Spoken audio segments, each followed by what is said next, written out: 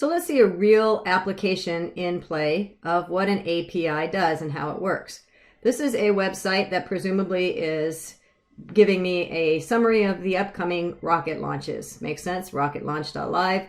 Today that I'm recording this is July 5th, so July 8th is coming up. It looks like there's a Falcon 9 launch going up, and there's some information about the launch. It's coming out of Florida, it's being done by SpaceX, etc., etc.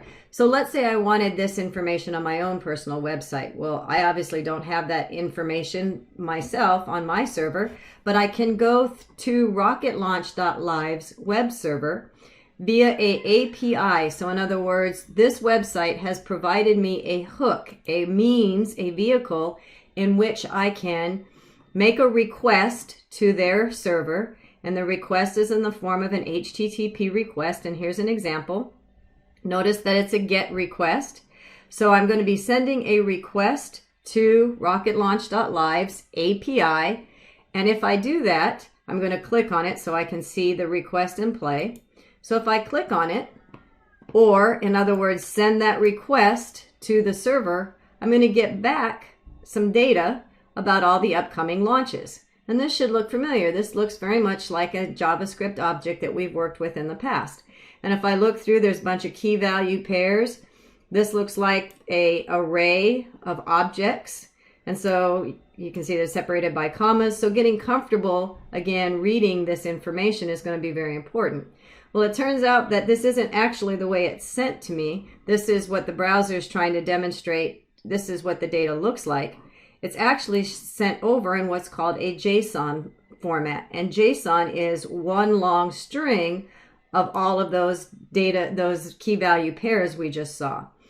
And so it will be our job then to receive this data as one long string.